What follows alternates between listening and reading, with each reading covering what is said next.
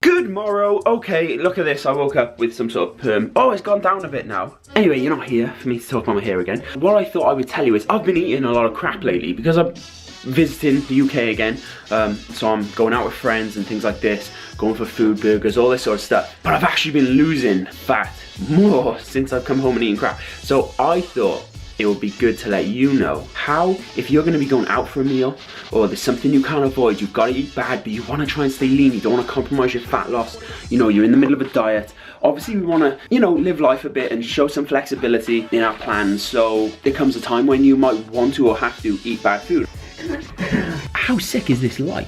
Let's do a body checking. Like, this is what I'm looking like, and I wasn't looking as good as this like 2 weeks ago when I came to the UK. So yeah, so to stay lean or even get leaner like I have here, first of all, rule number one, I've just woke up and it is like 11 o'clock, half 11, 12, something like that. Because we're fasting, okay? So on these days, if you know you're eating bad in the evening, fast. Because then we're gonna cut out a huge part of the day where we would have been consuming calories. So we're keeping our calories down then. So I'm fasting, I've got myself a black coffee over, oh there it is. Kind of wanted something when I woke up, you know, some sort of flavor, things like this. So that's why I'm having the black coffee. Or if you really can't have black, just put in a little bit of milk, whatever you gotta do. The main thing is to keep those calories low, let's avoid having meals. Okay, that's number one.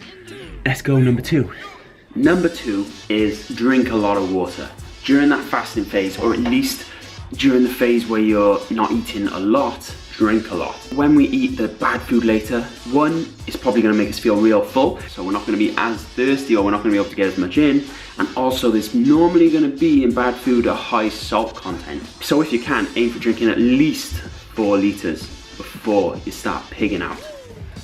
What up? Point number three is the earlier planned meals of the day before we eat the bad food. So what we're aiming for on these meals is really to get our protein in, because we might not get a lot later. We still want to make sure we're getting in all our protein for the day. So here I've got cooked salmon and 2 eggs. Now also what you notice is both of those foods, the fish and the eggs, have both got relatively high fat as well. Later we're not going to be getting any good fat. It's going to be all crap fat that we're not going to be able to use. But on here with the salmon and the eggs, we're getting in real good fats. And then I've got some green beans in here, so any green fibrous veg like your broccoli and stuff as well is what you're going to aim to have in this first meal, because most processed foods, like we'll probably be having later, aren't going to be high in fiber.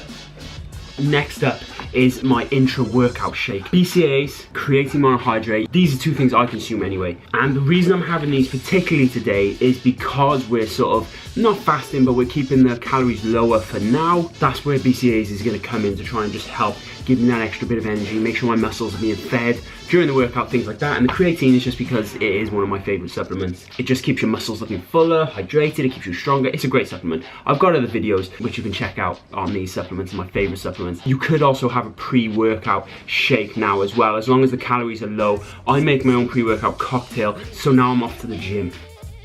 Finally is the workout, which I keep to a superset session. This means doing 2 exercises back to back. I've chosen to do legs with legs. You could do chest with chest, back with back, or you could do chest and back or chest and legs, whatever you want to do, as long as you keep those rests short, intensity high. Then we finish the session with some HIIT. And then keeping the protein high, having a protein shake, 2 big scoops in there, post-workout before I go and have my bad food.